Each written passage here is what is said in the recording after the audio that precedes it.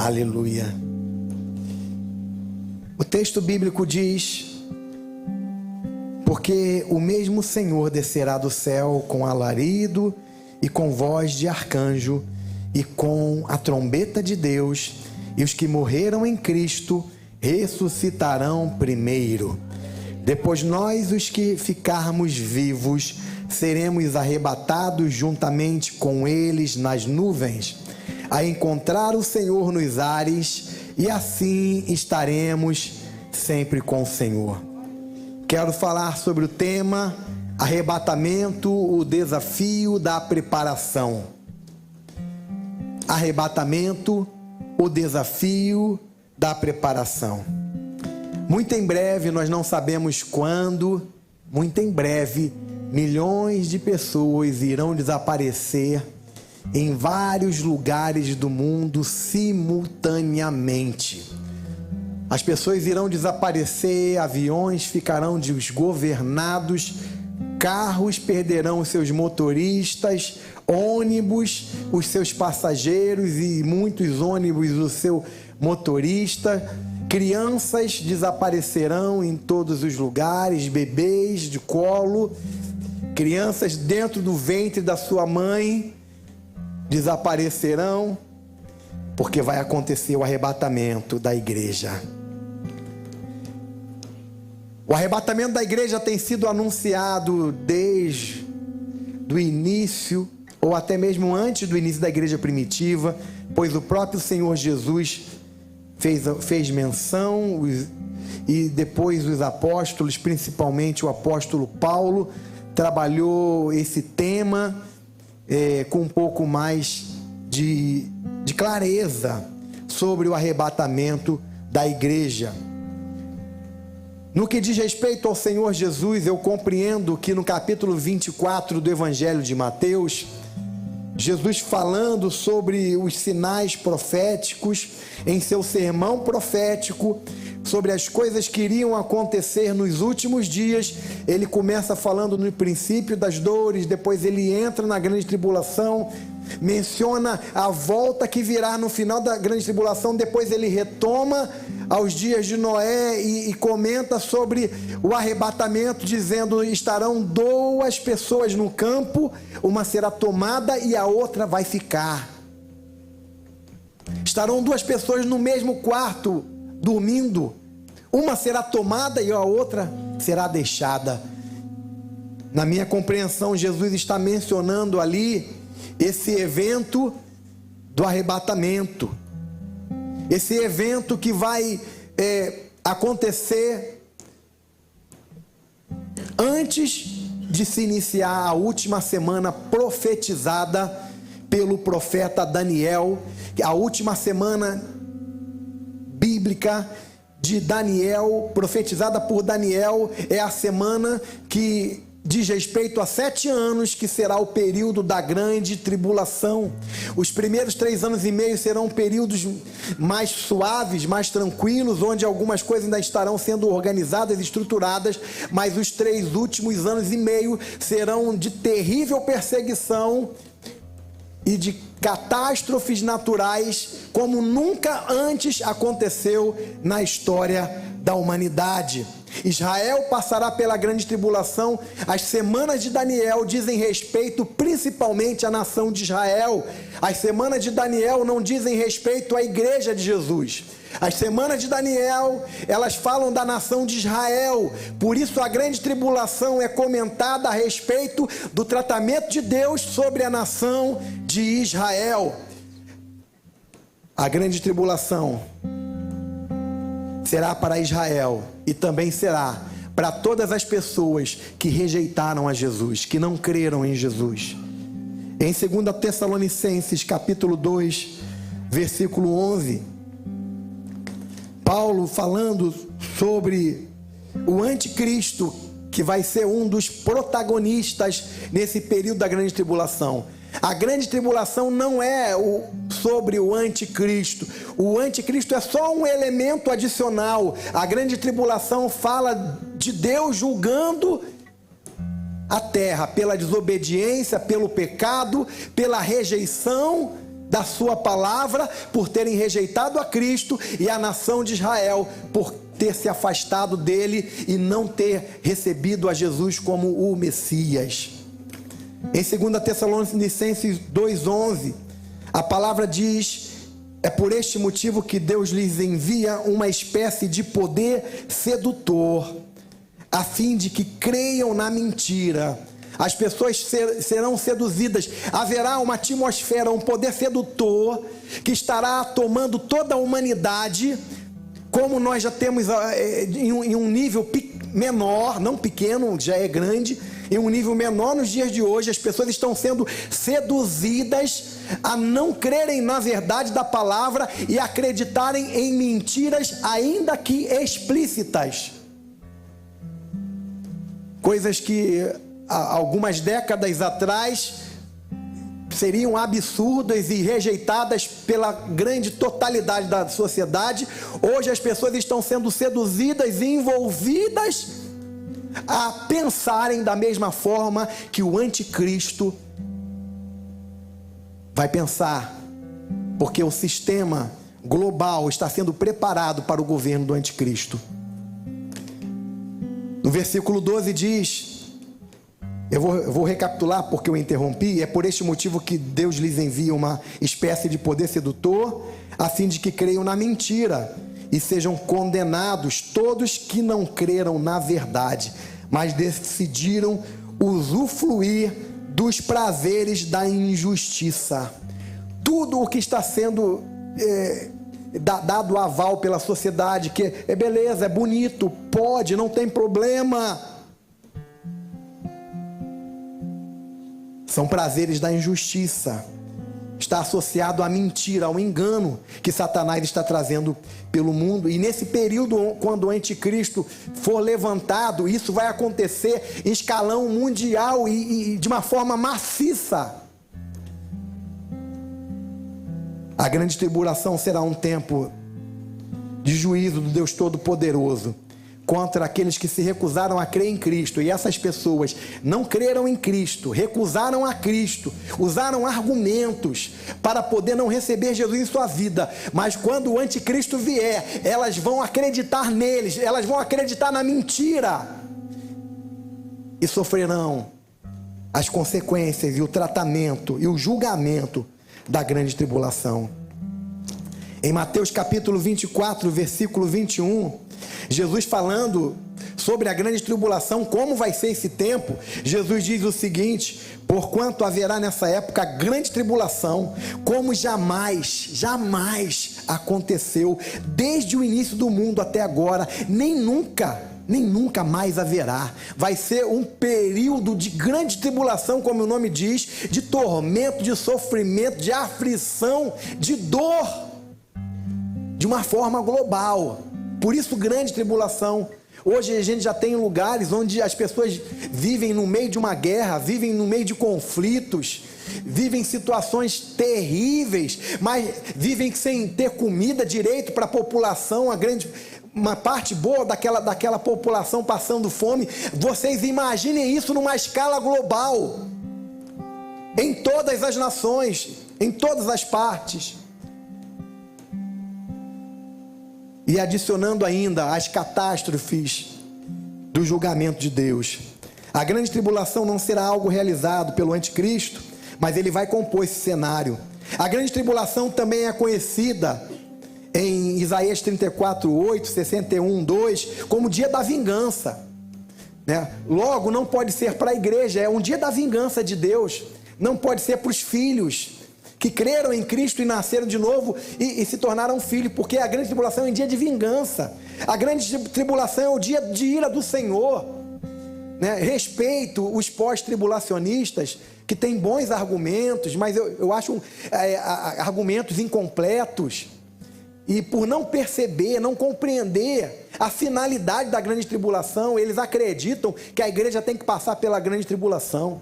Nós não temos uma palavra definitiva sobre a temática, como eu já disse aqui, mas se você compara as duas teorias, você encontra muito mais subsídio de que a igreja não passará pela grande tribulação do que a igreja passará. Eles dizem, os pré-tribulacionistas têm uma doutrina escapista. A igreja vai ter que ser perseguida. Irmãos, a igreja é perseguida desde que nasceu. A igreja é perseguida, morrem ainda hoje centenas e milhares de pessoas simplesmente por causa da sua fé em Jesus. Estão tentando nos calar. Isso vai aumentar. A nossa pregação está sendo taxada de discurso de ódio, porque nós pregamos a Bíblia. Eles começam indicando um pastor, um líder, mas a intenção deles é calar a todos, é calar a igreja de Jesus, mas isso não vai acontecer. Nós vamos continuar pregando a palavra. Eles podem derrubar o nosso canal da internet, eles podem nos ameaçar, eles podem nos prender, mas nós não vamos deixar de pregar a palavra de Deus, porque deixar de pregar a palavra de Deus seria idêntico a você abrir mão da sua fé.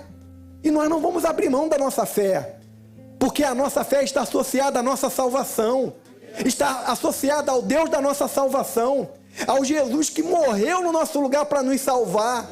Nós não podemos abrir mão da nossa fé, perder a nossa vida eterna, porque não queremos ser perseguidos. Espero que ainda demore um tempo no Brasil, porque por enquanto eles estão focando em pessoas que têm, relevância em relação a seguidores, a mídia e outras coisas, mas a intenção deles é restringir o que nós podemos pregar ou não pregar, e eles não vão conseguir fazer isso, irmão. Não vão conseguir fazer isso.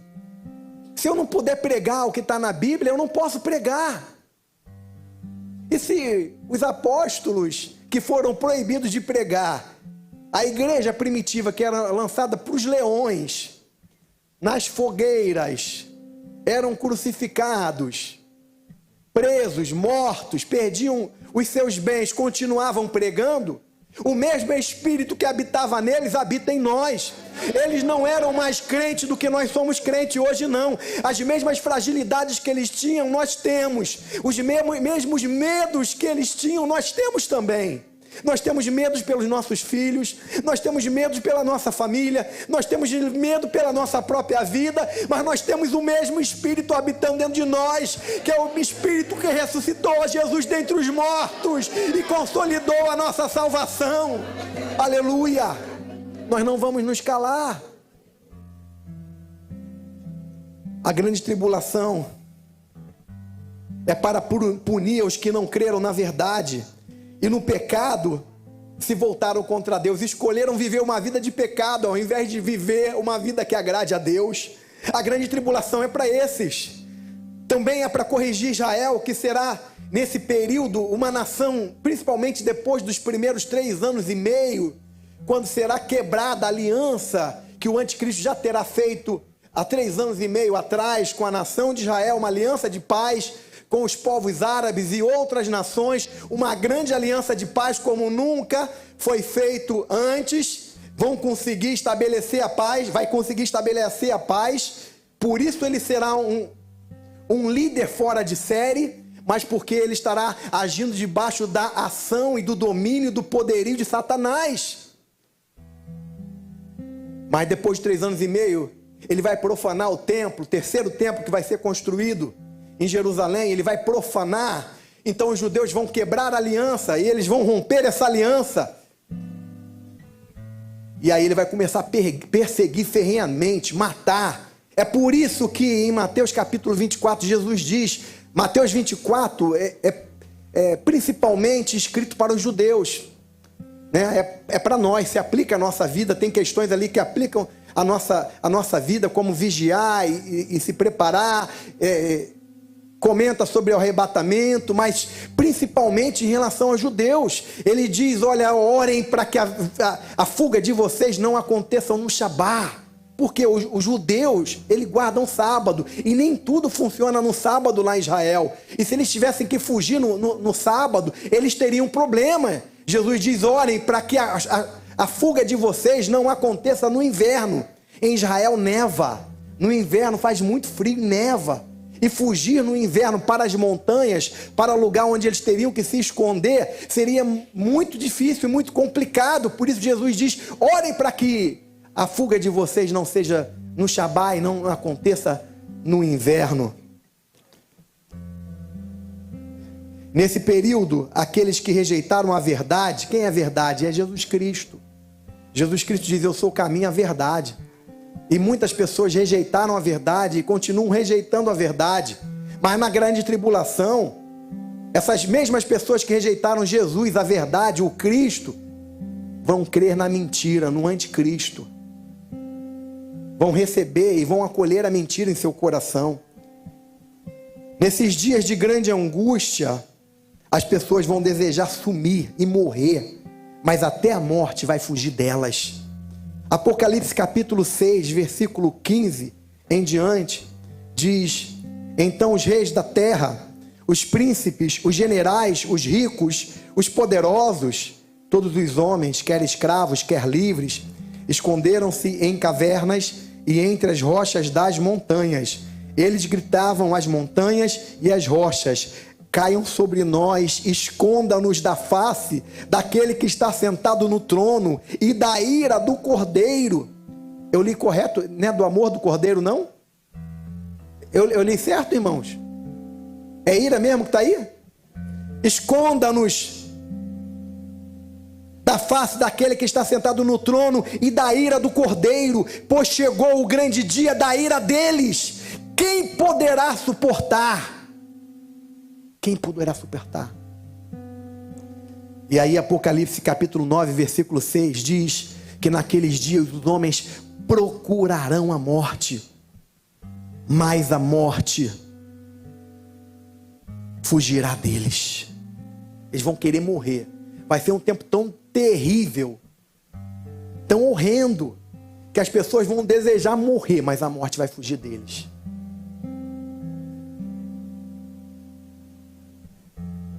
Mas pela bondade de Deus, pela sua imensa graça, a igreja vai ser preservada. A igreja vai ser arrebatada. Aleluia. Em Apocalipse capítulo 3, versículo 10 diz: porque guardaste a palavra da minha perseverança, também eu te guardarei da hora da provação que há de vir sobre o mundo inteiro, para experimentar os que habitam sobre a terra. A igreja da Filadélfia, ela era reconhecida pelas suas obras. Mesmo tendo pouca força, o texto completo diz que ela guardou a palavra da exortação do Senhor para que perseverassem. Eles tinham pouca força, mas mesmo tendo pouca força, eles não desistiram. Eles perseveraram. Irmãos, quem é que tem pouca força aqui? Eu me considero com pouca força. Eu continuo ali, perseverando, insistindo, pedindo graça do Senhor para continuar, para não desistir. Eu me considero como a igreja da Filadélfia, mesmo com pouca força, mas não vou abrir mão de perseverar, de continuar. E eles perseveraram. Profeticamente, a igreja da Filadélfia representa a igreja que vai ser arrebatada. Das igrejas ali do Apocalipse, é a igreja da Filadélfia que representa a igreja dos últimos dias, que vai ser uma igreja que vai perseverar, uma igreja que não vai abrir mão da palavra de Deus, uma igreja que mesmo tendo pouca força, como nós podemos nos considerar, vai experimentar a realidade de ser renovada pelo Senhor, de ser fortalecida pelo Senhor, de não desistir. Deus está nos chamando nesses dias, irmãos, como uma igreja que mesmo tendo pouca força, que nós recebamos mais força ao buscarmos ao Senhor. Na verdade, pela graça de Jesus, nós temos muita força, porque nós temos o Senhor habitando em nós. Mas na realidade natural, mesmo tendo pouca força, nós não podemos desistir. Nós não podemos abrir mão da palavra que nós temos recebido, desde os profetas, mas a igreja se baseia na palavra viva do Deus vivo que se fez carne e habitou entre nós, cheio de graça e de verdade. Aleluia. A clareza dessa proteção prometida é porque o Senhor vai nos guardar. É Apocalipse 3:10, texto que nós lemos. Ele vai nos guardar da hora. Ele não vai nos guardar durante. Ele não vai nos guardar na hora, Ele vai nos guardar da hora. E aí, quando a gente vê as palavras no grego, no original, o verbo grego é terou.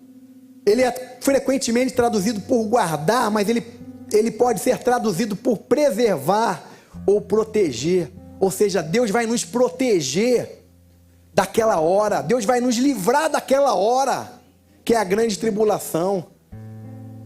E aí, tem uma preposição, ek, na expressão da hora, que é uma preposição de movimento, que simboliza que algo está acontecendo de dentro para fora. Ou seja, guardar da hora não é guardar dentro. Na compreensão literal desse texto, guardar da hora é de dentro para fora. Ou seja, Deus vai nos tirar, Ele vai nos arrebatar, para que nós não passemos por esse período de juízo e de tribulação. É verdade que nós temos que estar preparados para tudo, e se nós nos preparamos para ser arrebatados, fatalmente estamos sendo preparados para qualquer situação. Mas o que eu quero destacar é que o arrebatamento é uma realidade e pode acontecer a qualquer momento. Mas antes do arrebatamento acontecer, a chapa ainda vai ficar mais quente. Se você está achando que as coisas já chegaram a um nível máximo de iniquidade, se as coisas viraram de cabeça para baixo, que está tudo muito fora da realidade que nós sempre vivemos em relação aos bons costumes, aos valores de uma sociedade, eu não estou nem falando da igreja evangélica, mas de uma sociedade. Se você acha que a gente já chegou no fundo do poço, não chegamos ainda. Ainda tem mais lama, mais sujeira, mais escuridão para ser derramada sobre a terra. Mas a luz resplandece sobre as trevas, e as trevas não prevalecem sobre ela. Jesus disse: vós sois a luz do mundo. Enquanto nós estivermos aqui, enquanto a igreja estiver aqui, as trevas não irão prevalecer, porque a luz resplandece nas trevas. O anticristo ainda está sendo detido, ainda está sendo limitado, ele está fazendo muita coisa, mas ainda existe uma restrição, ainda existe um limite, porque a igreja ainda está aqui. Aleluia! Eu tenho visto muitos relatos, pessoas, crianças tendo sonho com arrebatamento, tendo visão com arrebatamento. Outro dia o pastor Lamartine Pozella compartilhou um sonho ou uma visão que ele teve sobre o arrebatamento. Na segunda-feira agora, que passou, eu sonhei com arrebatamento. Eu já tinha sonhado com arrebatamento há muitos anos atrás, e segunda-feira agora eu sonhei novamente com arrebatamento. Eu estava me reunindo e a gente estava tratando da palavra, ouvindo sobre a palavra, estudando sobre a palavra com um grupo de irmãos, quando houve uma percepção espiritual, de um som espiritual que indicava que o arrebatamento ia acontecer. E aí nós ficamos em pé, e de repente um outro som que só podia ser ouvido com ouvidos espirituais, indicando a trombeta do Senhor, e nós começamos a ser arrebatados. Irmãos, Deus está falando que em breve vai arrebatar a sua igreja. Ele fala pela palavra, Ele está falando em sonhos, em visões. Ele disse na sua palavra que o Senhor não fará coisa alguma sem antes revelar aos seus servos, os profetas. Deus está falando que o arrebatamento está às portas. Prepara a tua vida, santifique-se. Não vale a pena ficar para esse período. Se está difícil agora, você imagina no período da grande tribulação.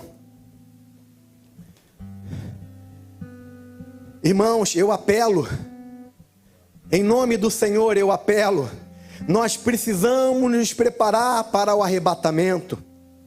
Preparar para o arrebatamento é viver a vida que o Espírito Santo, que o Senhor quer que nós vivamos. diariamente? Como nós podemos nos preparar para o arrebatamento? Primeiro, com vigilância permanente. Mateus capítulo 26, versículo 41. Vigiem e orem para que não caiam em tentação. O espírito está pronto, mas a carne é fraca. Vigilância permanente. Não está numa boa a gente ficar cedendo às tentações. As tentações elas vêm. O próprio Senhor Jesus ele foi tentado no deserto, mas nós não podemos ceder à tentação. Nós ainda somos tentados porque ainda estamos na carne. O nosso espírito ainda está preso nesse corpo que ainda será glorificado, ainda não foi transformado em relação àquilo que Deus irá fazer conosco.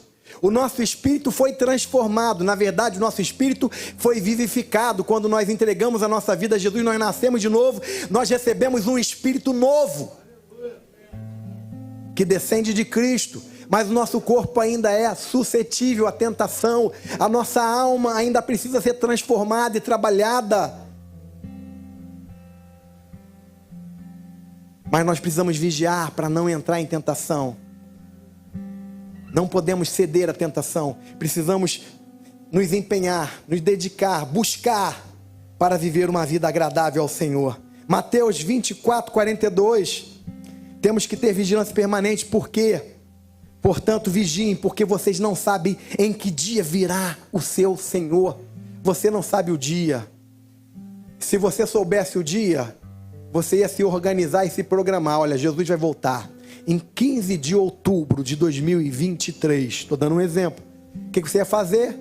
Pô, é tempo de eu me preparar, porque vou dar um gás aí, legal, evangelismo, santificação, ler a Bíblia, oração. Eu vou viver só para Jesus. Eu acho que eu não vou nem trabalhar. Vou só me preparar porque Jesus vai voltar. É por isso que Jesus não fala quando ele vai voltar. Não ia ter um monte de gente sem trabalhar. Como é que o povo ia comer? Se quem não trabalha também não deve comer, né? A gente precisa vigiar, a gente não sabe quando. Esse fim de semana foi intenso para nós aqui. Eu e a Cristiane ontem estivemos num casamento, celebrando um casamento, um casal de nossa igreja, e é um tempo de festa, alegria, comida, né? E foi engraçado que no domingo passado, a irmã chegou para mim, pastor, veio falar sobre o casamento, e eu olhei para ela, eu perguntei, vai ter comida? Ela, vai ter comida, pastor. Só que ela não entendeu porque que eu falei vai ter comida. Eu estava 2 dias sem comer, 2 dias de jejum, caminhando para o terceiro. Na minha cabeça a única coisa que eu pensava era comida no casamento. E ela não sabia disso, ela deve estar sabendo agora, ouvindo o que eu estou falando aqui. O pastor é comilão. Eu estava em 3 dias de jejum. E no terceiro dia de manhã, foi quando eu tive esse sonho sobre o arrebatamento. No terceiro dia que eu estava sem comida, só bebendo água, né? E aí eu fiz essa gafe com a irmã. Perguntei se ia ter comida no casamento. Aleluia. Nós precisamos vigiar. Segunda coisa, como a gente deve se preparar? Se fortalecendo no Senhor e na força do seu poder. Efésios 6:10. No demais, irmãos meus, fortalecei-vos no Senhor e na força do seu poder. Revesti-vos de toda a armadura de Deus, para que possais estar firmes contra as astutas ciladas do diabo. A gente precisa se revestir de toda a armadura de Deus. Não há tempo para a gente ficar alimentando a nossa carne, nos alimentando das coisas deste mundo, que são coisas transitórias. A gente precisa usar deste mundo, como Paulo disse, a gente deve usar deste mundo, como se não usasse, como se não precisasse. A gente deve usar deste mundo, como se não estivesse nele. Por quê? Porque é tempo de se fortalecer no Senhor e na força do seu poder. É tempo de buscar o Senhor através da palavra, é tempo de buscar o Senhor através da oração, é tempo de uma santa inconformação. Eu tenho estado inconformado, eu tenho falado do Senhor, Senhor, por que tão pouco? Eu quero mais intimidade, eu quero mais comunhão, Senhor. Por favor, desata, me ajuda, me ensina, Senhor. É tempo de se fortalecer no Senhor. É tempo de se revestir da armadura. Porque para você prevalecer na batalha espiritual, você tem que estar com a armadura, e com a armadura certa, que é a armadura de Deus. Entendendo que as armas das nossas milícias não são carnais, mas são poderosas em Deus para a destruição de fortalezas. À medida que nós nos revestimos da armadura de Deus, nós estamos aptos em Cristo Jesus a resistir e a prevalecer. A volta do Senhor, irmãos, será como nos dias de Noé. Mateus 24, 36. Quanto ao dia e a hora, ninguém sabe, nem os anjos dos céus, nem o Filho, senão somente o Pai. Como foi nos dias de Noé, assim também será na vinda do Filho do Homem. Pois nos dias anteriores ao dilúvio, o povo vivia comendo e bebendo, casando-se e dando-se em casamento, até o dia em que Noé entrou na arca, e eles nada perceberam, até que veio o dilúvio e os levou a todos. Assim acontecerá na vinda do Filho do Homem. A vinda do Filho do Homem vai ser como nos dias de Noé. Noé falava, vai ter um dilúvio, e estava construindo a arca. E as pessoas olhavam para Noé, é maluco. Ah, doido, não tem nem mar aqui perto, maluco, doido. Trocentos anos construindo uma arca, nem chove aqui. Vai, crente. Vai para a igreja dar dinheiro para o pastor, crente. Falava para Moisés, para Noé. E Noé construindo a arca. Vai ter um julgamento, dilúvio. As águas do dilúvio vão julgar a terra. E as pessoas não perceberam até que Noé entrou na arca e veio o dilúvio. E eles se perderam. E nos dias do Filho do Homem será como nos dias de Noé. As pessoas vão estar casando e dando esse casamento. Estarão trabalhando, estudando, fazendo monografia, fazendo dissertação de mestrado, tese de doutorado. Vão estar trabalhando, fazendo concurso público, desenvolvendo seus projetos, sua própria empresa. Vão estar fazendo uma série de coisas. E Jesus vai voltar. E Jesus vai voltar. Mas o que eu estou dizendo? Que você não deve fazer essas coisas? Não é isso. Você deve fazer essas coisas porque isso faz parte da nossa dinâmica de vida aqui na terra. Você deve continuar casando. Ontem eu fiz um casamento. Você não deve morrer. Hoje eu fiz um sepultamento. Continua vivo para participar do arrebatamento. Mas se Jesus demorar a voltar, nós vamos morrer, né? Mas a dinâmica da vida continua. Você deve continuar estudando para fazer concurso. Só que você não pode deixar de fazer é vigiar. Você deve vigiar. Você deve trabalhar e vigiar. Você deve estudar e vigiar.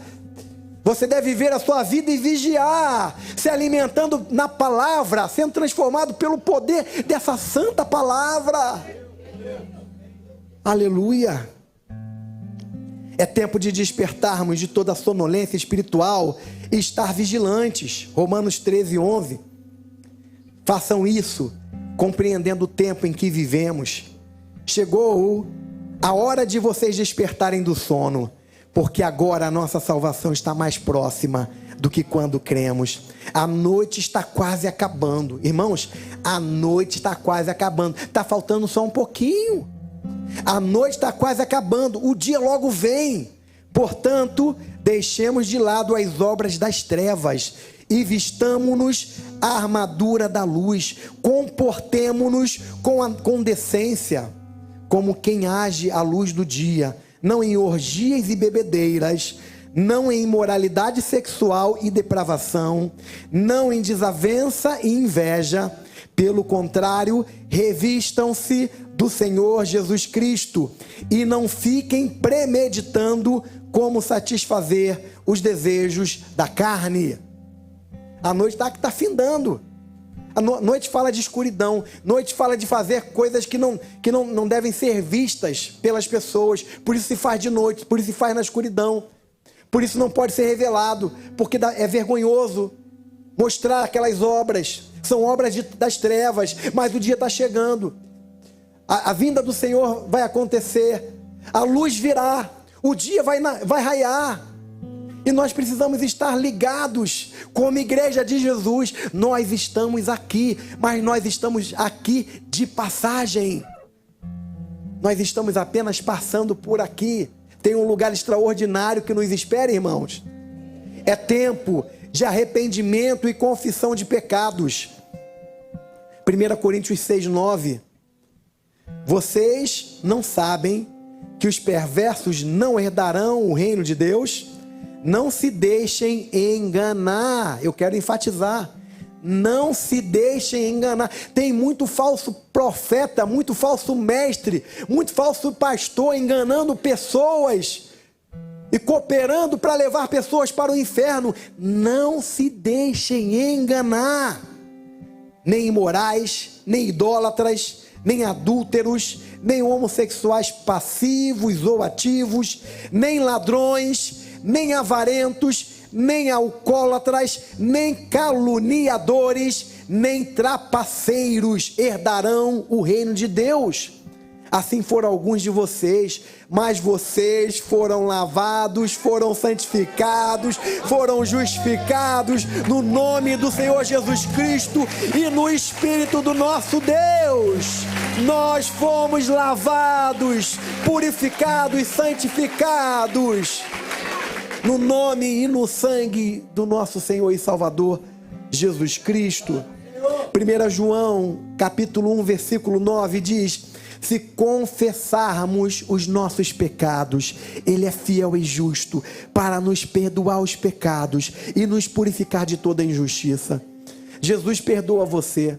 Não importa o erro que você cometeu, o pecado que você cometeu, não importa quantas vezes você cometeu, não importa. Se você confessar o seu pecado, se arrepender, Jesus perdoa você e será como se você nunca tivesse pecado antes. Se confessarmos os nossos pecados, Deus quer nos levar à compreensão da necessidade de confissão.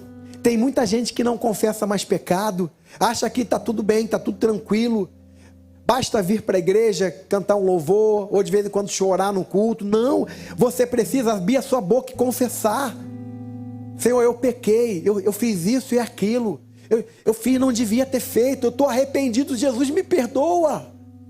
Se confessarmos os nossos pecados, Ele é fiel e justo para nos perdoar os pecados e nos purificar de toda a injustiça. Nós precisamos ser purificados da injustiça, porque os injustos não herdarão o reino.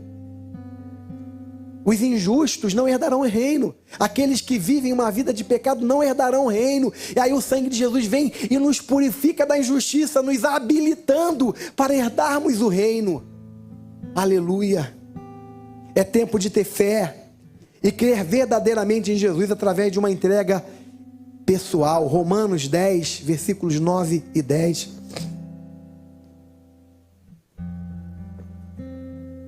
Se você confessar com a sua boca que Jesus é Senhor e crer no seu coração que Deus o ressuscitou dentre os mortos, será salvo.